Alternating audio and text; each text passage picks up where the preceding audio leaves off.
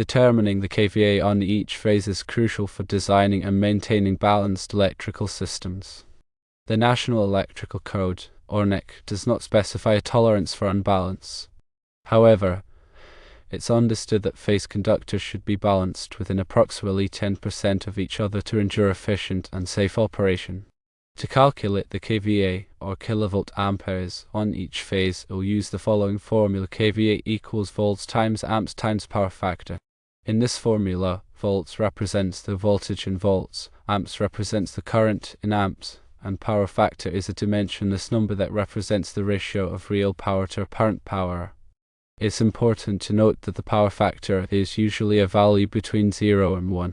For purely resistive loads, the power factor is 1. For inductive loads like motors, it's typically less than 1. Let's consider an example to illustrate the calculation. If you have a 208-volt circuit with a 40-amp current and a power factor of 0.8, the KVA on that phase can be calculated as follows. KVA equals 208 volts times 40 amps times 0.8, which equals 6.656 kVA. This value represents the apparent power being consumed by that particular phase of the circuit. When designing a power panel, it's essential to demonstrate that the system is balanced.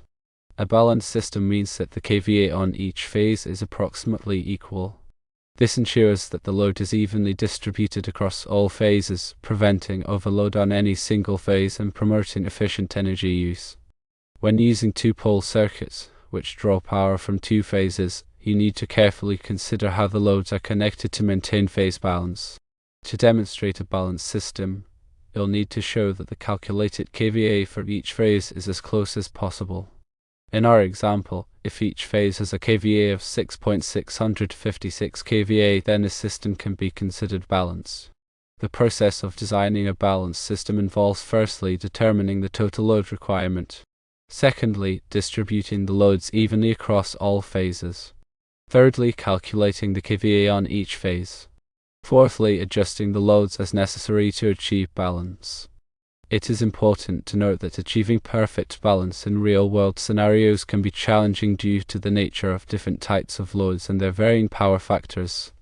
However, aiming for a balance within the 10% range is generally acceptable and in accordance with industry best practices. Keep in mind that unbalanced systems can lead to several problems, including increased neutral current, voltage imbalances, and potential equipment damage. Therefore, careful planning and calculations are essential for designing a reliable and efficient electrical system. Besides calculations, practical measurements can also be used to confirm phase balance. Using a power quality analyzer, you can measure the voltage, current, and power factor on each phase and verify that they are within acceptable limits. These measurements can help identify any imbalances and allow you to take corrective actions. When dealing with complex electrical systems, it is advisable to consult with a qualified electrical engineer to ensure that the design meets all applicable codes and standards and that the system is safe and reliable. Remember to always prioritize safety when working with electricity. Follow all safety precautions and wear appropriate personal protective equipment. If you're not comfortable working with electricity, it is best to hire a qualified electrician to perform the work. In summary, calculating KVA on each phase is a fundamental step in designing balanced electrical systems. By understanding the formula and applying it correctly, you can ensure that the loads are evenly distributed, preventing overloads and promoting efficient energy use. Remember to consider the power factor of the loads and to verify the balance through measurements whenever possible. This knowledge is essential for anyone involved in electrical design, installation, or maintenance. For example, suppose you have a 3-phase 208-volt system. Phase A has a load of 50 amps at a power factor of 0.9. Phase B has a load of 45 amps at a power factor of 0.85. Phase C has a load of 55 amps at a power factor of 0.95. To calculate the KVA for each phase, we would use the formula KVA equals volts times amps times power factor divided by 1000. For phase A, the KVA is 208 volts times 50 amps times 0.9 divided by 1000, which equals 9.36 kVA. For phase B, the KVA is 208 volts times 45 amps times 0.85 divided by 1000, which equals 7.956 kVA. For phase C, the KVA is 208 volts times 55 amps times 0.95 divided by 1000, which equals 10.868 kVA. To assess the balance of the system, we can compare the KVA values of each phase. The difference between the highest KVA, 10.868 kVA, and the lowest KVA, 7.956 kVA, is 2.912 kVA. To determine the percentage imbalance, we can divide this difference by the average KVA of the three phases. The average KVA is calculated as 9.36 kVA plus 7.956 kVA plus 10.868 kVA divided by 3, which equals 9.395 kVA. The percentage imbalance is then 2.912 kVA divided by 9.395 kVA times 100, which equals 30.99%.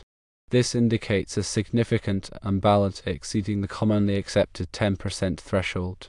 In this scenario, adjustments would be necessary to balance the system. This might involve redistributing loads, correcting power factors, or other measures to ensure a more even distribution of power across the three phases. Another important consideration is the neutral conductor. In an unbalanced three-phase system, current will flow in the neutral conductor. This current can cause overheating and voltage drops, which can damage equipment. Therefore, it is important to size the neutral conductor appropriately to handle the expected neutral current. The NEC provides guidance on sizing neutral conductors in unbalanced systems. In general, the neutral conductor should be sized to carry the maximum possible unbalanced load. This may require the use of a larger neutral conductor than would be required in a balanced system. Furthermore, harmonic currents can also contribute to neutral current. Harmonic currents are non-sinusoidal currents that can be generated by nonlinear loads such as electronic devices and fluorescent lighting. These currents can add to the neutral current and can cause additional heating and voltage drops. To mitigate the effects of harmonic currents, it may be necessary to use harmonic filters or other mitigation techniques. When designing a three-phase system, it is important to consider the potential for imbalance and to take steps to minimize it. This will help to ensure that the system operates safely and efficiently. Firstly, distribute the loads evenly across all three phases. Secondly, correct the power factor of the loads. Thirdly, size the neutral conductor appropriately. Fourthly, use harmonic filters or other mitigation techniques if necessary. The NEC also addresses voltage drop in branch circuits and feeders. Voltage drop occurs when the voltage at the load is less than the voltage at the source. Excessive voltage drop can cause equipment to malfunction and can reduce the efficiency of the system. The NEC recommends that voltage drop in branch circuits should not exceed 3% and that voltage drop in feeders should not exceed 5%. To minimize voltage drop, it is important to use conductors of adequate size. The NEC provides tables that can be used to determine the minimum conductor size for a given load and distance. It is also important to minimize the length of the conductors. The longer the conductors, the greater the voltage drop. The NEC also addresses overcurrent protection. Overcurrent protection devices such as circuit breakers and fuses are used to protect conductors and equipment from overloads and short circuits. It is important to select overcurrent protection devices that are properly sized for the circuit. The NEC provides guidance on selecting overcurrent protection devices. In general, the overcurrent protection device should be sized to protect the conductor from overheating. The overcurrent protection device should also be sized to protect the equipment from damage. The NEC also addresses grounding. Grounding is the process of connecting electrical equipment to earth. Grounding is used to provide a path for fault current to flow back to the source. This helps to protect people from electric shock and to prevent damage to equipment. The NEC provides guidance on grounding electrical systems. In general, all electrical equipment should be grounded. The grounding conductor should be sized appropriately to carry the expected fault current. The grounding conductor should be connected to a grounding electrode, such as a ground rod or a metal water pipe.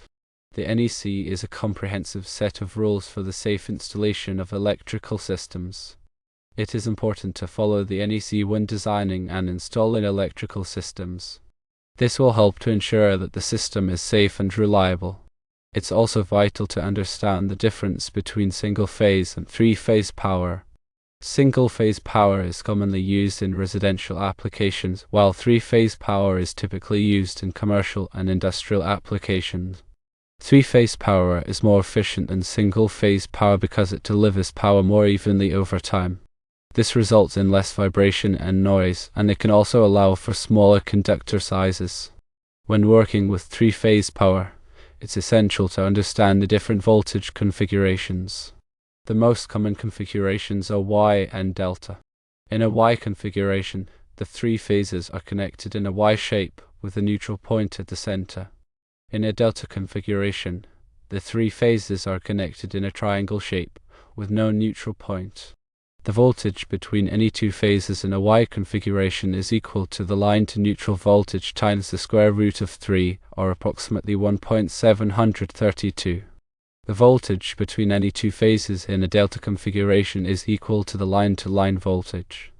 Another important concept in electrical systems is impedance. Impedance is the opposition to the flow of alternating current. It is similar to resistance in direct current circuits, but it also takes into account the effects of capacitance and inductance. Impedance is measured in ohms. Understanding impedance is important for calculating voltage drop and fault current. It is also important for selecting the appropriate size of conductors and overcurrent protection devices. In addition to the NEC, there are other standards and codes that may apply to electrical systems. These include standards from organizations such as the Institute of Electrical and Electronics Engineers, or IEE, and the National Electrical Manufacturers Association, or NEMA. It is important to be familiar with these standards and codes when designing and installing electrical systems.